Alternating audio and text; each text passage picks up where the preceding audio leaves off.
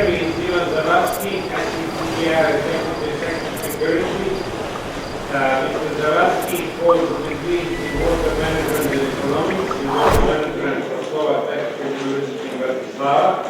He joined the SPPR Permanent Secretariat as Executive Secretary in August 2013, a year ago, and prior to this position, he worked as International Water Coordinator and Senior Water Resources Management Specialist at the Global Environment Facility Secretariat in Washington. Mr. Zavadsky will talk to us on the topic of regional perspective of water management in transition countries. Danube River Basin, successes and their challenges. Thank you. Thank you for the floor. Good afternoon to everybody. And probably I have rather difficult task on two accounts. The second speaker after the lunch really find the audience totally exhausted. And secondly, I have a competitive task with Professor speaking before me, because he was speaking about the history from millions and thousands of years before now and 200 years of evolution of this climate science. And now I will be speaking about the history only last 20 years, not globally, not the entire universe, but a small region which is called Danube River Basin. But anyway, I'm very thankful to organizers to inviting me and offering me the opportunity to give you a little overview about this regional perspective for water management in transition countries, because Danube River Basin is really specific in that respect. So I will address the issue from three aspects. First of all, I would like to speak about the development of regional cooperation in Danube River Basin and water management over the last 20 years, how it all happened. Then a little bit using my personal experience, because I'm Slovak national and I was working for Slovak government for 16 years as a chief negotiator when Slovakia was on its way to European Union, what now Serbia is following the same path. And thirdly, a little bit, and that will be hopefully part of the answer to one of the questions this morning, how transboundary cooperation, how river basin management supports the necessary progressive reforms and proper water resources management in countries like Serbia. So I will try to briefly go through these three topics. Is there anything I can? No, I don't need point. So very quickly about the Danube. This is one of the very diverse basins in the world. It encompasses 19 countries, the territory of 19 countries, where 80+ million people is living and has, by its human activity, influencing the basin for many years. So really the diversity is in culture, in economic sense, in economic development, in environmental challenges, and also in a political history. But still, it's a very valuable source of power, of food, of water, and also of cultural history. This you see very quickly the basin itself, and really one of the way how countries look at this is that the traditional way on Danube cooperation was about the river, the main stream, from the source to the mouth. The cooperation after 1990 get into the position of river basin, because whatever impact you have of the receiving water body, the Black Sea, is coming from all the natural processes and human activities in entire basin. And of course, human activities really damage the Danube, because you have had in the past extensive agriculture with a lot of untreated or bad fertilizer management, bad manure management, extensive livestock production. Plus, the navigation and the flood protection hydraulic infrastructures actually eliminated 80% of the wetlands from the old river, from the basin. And of course, we have witnessed a number of chemical pollution accidents, some of them like Bayamare in 2001, then we have this ICA 2010 accident where accidental pollution suddenly entered into the water system, and you have serious water management challenges, how to protect the water use. So the history is rich of, I would say, mismanagement. But the Danube Basin by 1990 was in a crossroad. This was the time where the big political changes in Europe happened, because the former Soviet Union empire collapsed. And the countries, most of the countries in the Danube, put on the pathway of an economic and political transition. But what we have witnessed, what we have inherited, was an environmental degradation. There was a divide, this iron curtain, upstream, downstream Danube countries. And of course, there was a very low environmental or water problem awareness in the basin, in many parts of those. But nevertheless, Danube countries very quickly jumped on the idea that only the transboundary cooperation, only the institutionalization of their cooperation and setting up a very clear water management objective at the large basin would help to improve the situation. So the Danube River Protection Convention, which was signed in 29 June 1994 in Sofia, Bulgaria, a couple of months ago we celebrated 20 years of this signature, focused on 4 key issues. First, protection of water and the ecological resources of the entire basin. Then, also to help countries to enter in a way that the waters of the Danube Basin will be sustainably used.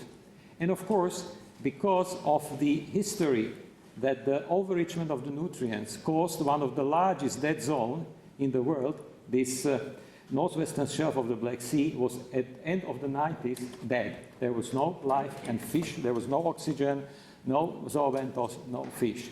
So this was a direct impact of the overenrichment of the nutrients coming from the Danube Basin. And of course hazardous substances, because there were a lot of untreated waters also coming from industry or from households. And of course, since the river itself is highly channelized, highly managed, we still have floods and ice hazards. So also the convention is looking at these issues. So what happened in the basin? Before 1994, the only EU member state was Germany. Then, in 1994, the Danube River Convention was signed, as I mentioned, but also Austria, as a second Danube River Basin country, entered the European Union. Then, in 1998, it was a very quick process, only 4 years lasted Danube countries to get from the signature of the convention into the entry into the force. So the convention became legally binding in October 1999 and was set up a small secretariat, the technical secretariat of roughly 10 people, supporting the work of the International Commission for the Protection of the Danube River Basin. And then another milestone was that in year 2000, European Union adopted Water Framework Directive. This is a holistic, comprehensive piece of legislation which also strengthened the proper river basin management. So ICPDR became a tool, platform, a vehicle for countries cooperating on this. Even at that time, we have had only 2 EU members, all contracting parties to the Danube Protection Convention, agreed at the political level in December 2000 that even it's not obligatory for them, they will run their transboundary cooperation under the spirit, under the auspices of the Water Framework Directive, particularly in a way to understand what are the pressures, to assess properly the environmental quality, to agree on environmental objectives, and also to develop joint program of measures which will help countries to bring the water resources of the Danube to the ecological good status. In the meantime, we have had a big bang. 10 countries in Europe entered the European Union, and from the Danube countries it was Czech Republic, Hungary, Slovakia and Slovenia in 2004. And then in 2009 we have EU Flood Directive adopted, but also Bulgaria and Romania entered the European Union. And then in and based on this commitment, the first Danube River Basin Management Plan was developed in 2009 and politically adopted in 2010. And afterwards, as a last milestone was entering of the Croatia as a Danube country to the European Union last year. So this is a convention which has 15 contracting parties. The countries in the blue color are members of the European Union. The countries in black are cooperating or candidate countries, but taken already political commitment to cooperate with others on implementation of EU legislation. Now, second part of my talk will speak a little bit about the Slovak story on EU accession and what was the impact on the water sector. As I mentioned, Slovakia entered the EU together with 9 other countries in 2004. It was the largest, as I call it, Big Bang accession step in the history of the European Union. 10 countries at one go entered. So there was a lot of negotiation, a lot of harmonization, a lot of work to be done on the side of the candidate countries to align their policies, regulations, and laws with the EU legislation. But also, it was quite a tough time for officials of European Commission because they have to absorb all these plans and reporting and ideas from the countries. Slovakia had a little specific history in that because in 1993, European Union adopted this Copenhagen criteria. So not only alignment with the laws and policies, not only, let's say, technicalities are needed to be member of the European Union. There are also certain political and ethical principles which the country should fulfill before becoming a member. And Slovakia, for some reasons in early 90s, went through quite a bumpy political way that not all the time in early 90s Slovakia was assessed by the members of the European Union as a country fully committed to this democratic development. So only in 1999, where 9 other countries were pretty much underway in the negotiation process of the accession, Slovakia started.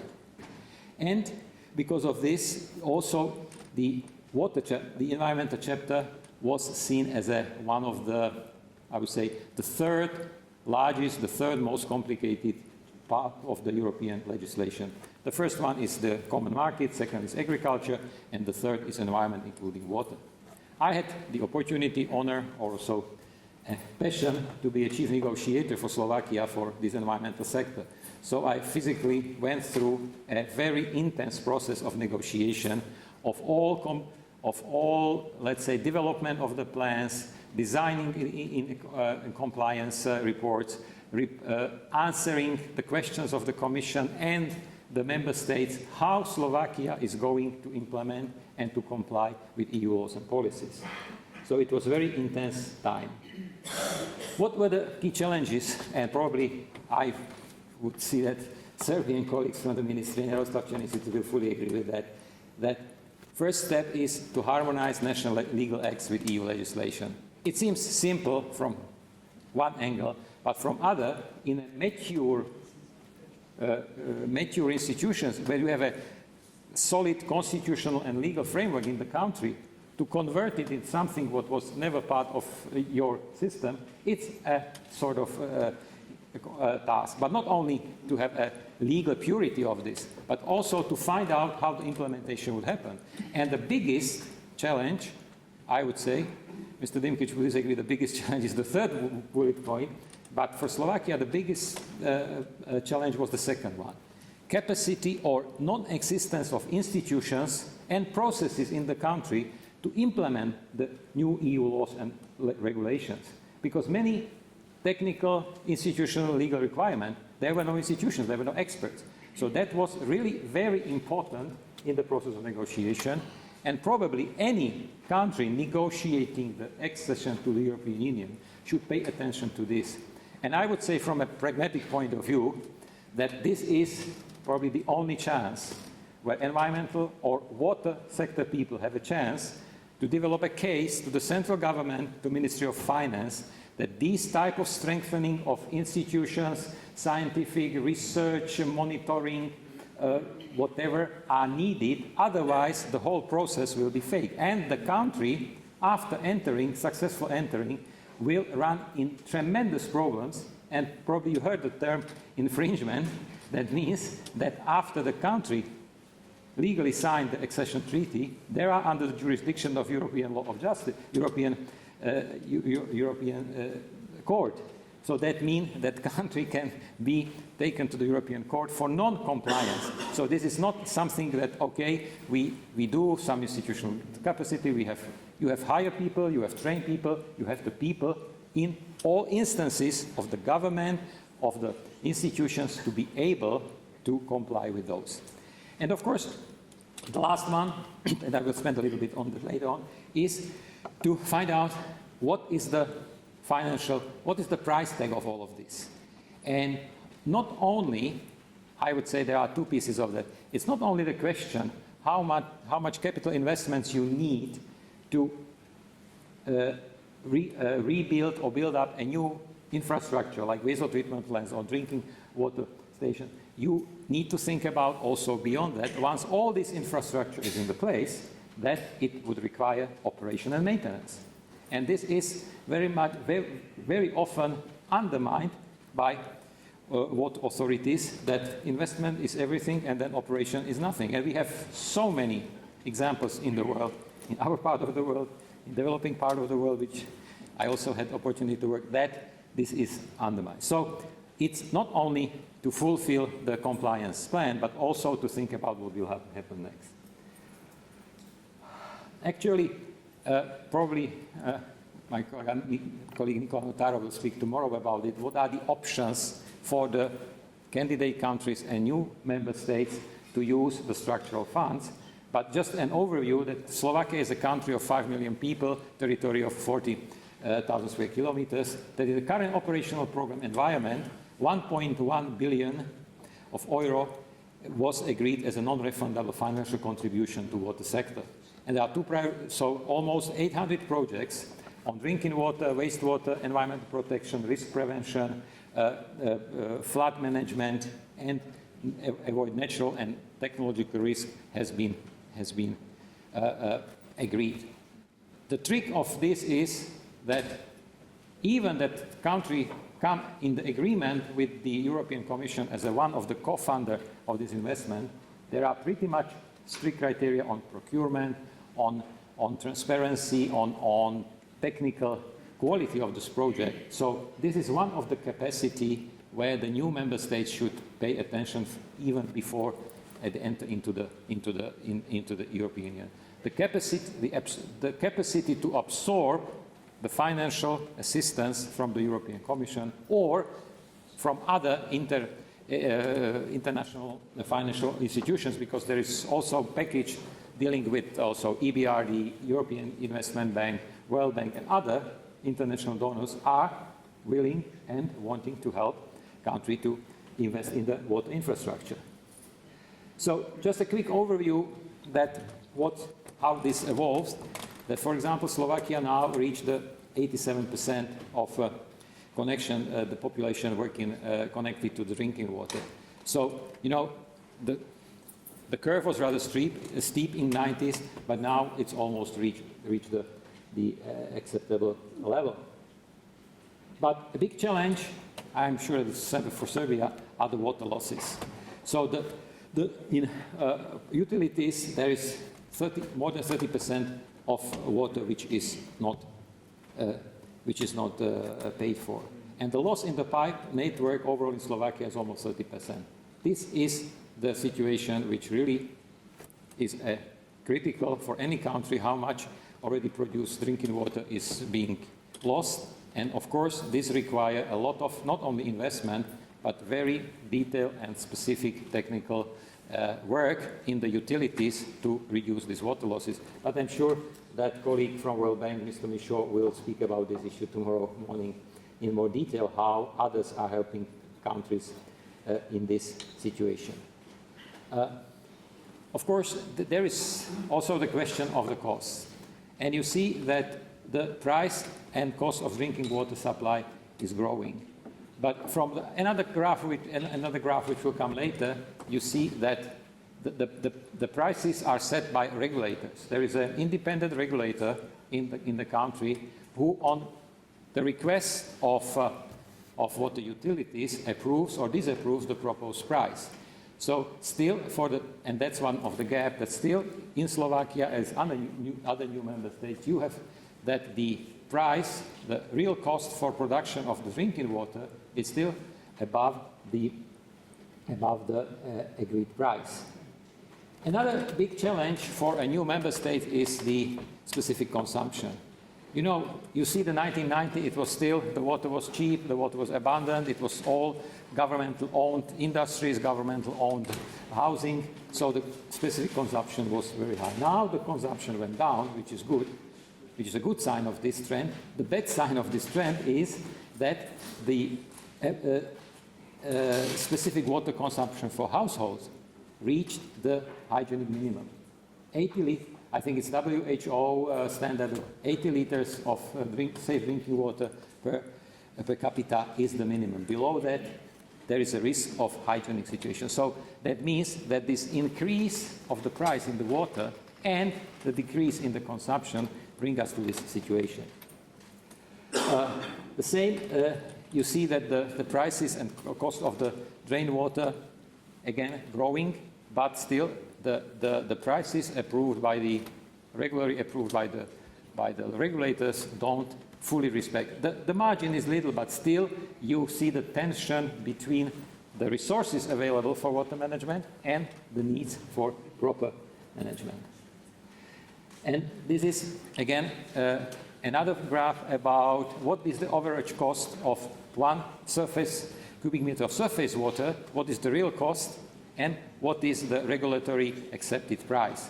So the scissors are closing, or at the moment, but in principle there is still this difference. It's not only for drinking water, it's not only sewage, but also for operation of the water enterprise, the state water enterprise which operates all the dams, reservoirs and watercourses in the country. And that's my last slide on this issue, and this is about how the investment in the year 2012, I just took one data, that more than almost 40% of the investment is coming from the source of European Union. But this is the rosy picture, because this depends, this could be much higher comparison to the figure I provided early, if the Slovak authorities will be able to consume all the agreed amount. So again, it's about the capacity of the country to absorb in a proper way the already allocated grants for implementation of the directive. Now to my third point, very quickly. It was the question this morning, what is the benefit of the cooperation? Why countries should cooperate together on the river basin to improve the water management? And I think it's obvious, just because there are certain activities which are costly and countries could share the burden. This allows coordination of transboundary events like floods. It also allows to have a dialogue on future investment, so there is a proper exchange of information. It also creates funding opportunities, like it was with the new member states from the European Union, but also there were, and there are still discussions in a number of the countries, how to invest in certain water management issues. And certain investments are maybe not at the priority list of the given country, but they might be on the priority list of the basin interest. In that respect, foreign donors are still able to help the countries in lower and middle Danube basin. And of course, for countries which are outside of the European Union, and I think this is a very important point, the countries which are outside of the European Union and are on their way to accession, working within the ICPDR with the technical groups dealing with river basin management planning, pressures and measures, monitoring and assessment, countries get some sort of speeded up opportunity to learn from those who are already in. So certain processes, certain data assessment, data gathering is happen at the basin-wide level, so it's helping the local authorities to catch up with these requirements. I think for a number of Danube countries, it was the case over the last 15 years. That's just very quickly what ICPDI is doing. We have delegation of 15 contracting parties, and on each and every specific technical problem, we have a working group. What is important in this structure is the fact that this commission works bottom up. That means that only commitments, policies, agreed actions happen when the technical experts who are in charge of the same technical issue at the national level are agreed with that. So it's not something that the top diplomats or top scientists are telling countries what to do. This is what country agrees at the level of their technical experts. So that also brings everything to the very high, let's say, implementability level. I think I will go quickly through that, but what is the key issue under the Water Framework Directive and the River Basin Management Plan now? When the first River Basin Management Plan was developed, 4 key, we call it, significant water management issues were identified for the Danube. First is the organic pollution. We have still a lot of wastewater reaching the Danube basin rivers where the pollution is coming.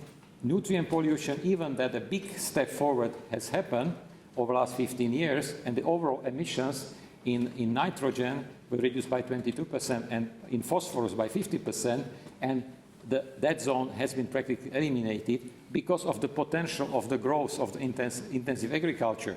With expanding membership of the European Union, the threat of the over-enrichment by nutrient is still there. And of course, hazardous substances are not coming only for agriculture. You have so many sources of hazardous substances through individual drainage systems, through wastewater. You have pharmaceuticals, you have many of hazardous substances we still don't know. And this is the biggest challenge for the Danube Basin, first to understand how big and how dangerous this pollution is. And this hydromorphological alteration is also an issue because of the ecological functions of the river. The wetlands and floodplains fulfill also other functions, not only to get through the floodwater. So this is also a challenge. ICPDR serves as a cooperating platform for implementation of Floods Directive, and Danube countries are now in position to finalize the first comprehensive Danube River Basin Flood Risk Management Plan, which is due this December. So the cooperation on flood is essential. Another important piece of the work of the ICPDR, where countries work together, and also it provides feedback back to the national authorities, is the monitoring of the waters. Transnational Monitoring Network of Danube is a system of agreed sampling points and parameters where countries jointly sample and analyze and assess the water quality. This is very important that it is a mechanism which is mutually agreed, that whoever needs to do any type of research or assessment of the Danube have an agreed sets of data. It's not like one research unit provide this, another laboratory provide that, and whenever is a paper developed or a policy developed, there is many, let's say, disagreements. This is an agreed system which provides a very, I would say, scientifically sound information about the water quality, but also it's related to the necessary reporting from the countries, and also is related to the pollution log program, because we have an agreement with our sister Black Sea Commission that we provide yearly the amount of pollution data which are entering the receiving water body, necessary for their assessment. A very important part of our work is that every 7 years we conduct a joint Danube survey. The last one happened in this summer. 28 scientists sailed the Danube from Regensburg up from Germany down to Danube Delta, sampling and analyzing the water from microbiological, chemical, hydromorphological, radiological perspective, fisheries perspective. So this is one of the most complex research and assessment program of a large river system to understand in one shot, in 3 months, how the ecosystem of the river works, how the pollution works. So this is very important, not only for policymakers, but it's also important for scientists to better understand the river system and to follow up on the research. Important piece of that I already mentioned, accident emergency warning system. We put together and operate for 15 years a system when a risk or accidental pollution happens in upstream countries. There is a system how 24/7 the appropriate authority in country A provides information to appropriate authority in country B that the decision makers in downstream could make informed decision about their use of the water resources, whether to shut the drinking water or whether to assist the upstream country with containing this problem. This is very important international piece of our international cooperation. Of course, Commission also provides platform for corporate sponsorship. We have a long-term cooperation with Coca-Cola, which supports also public, let's say, awareness and advocacy activity in Serbia, but also basin-wide. And this day of the signature of the convention, June 29th, is now for 11 years celebrated as a Danube Day, with a number of activities approaching everybody to raise the awareness of the people of the need of the proper management and protection of the water resources of the Danube.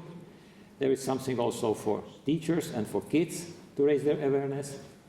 And just let me finish with this quote, which we heard from our Croatian representatives at the 20 years anniversary of signature of the convention in June. There was a Danube strategy, big conference, big political meeting in Vienna. And the representative from Croatia said that being a part of the ICPDR was like being an EU member 10 years before the actual accession. So that's something with the practical benefit for countries to speed up their process into EU. Thank you very much.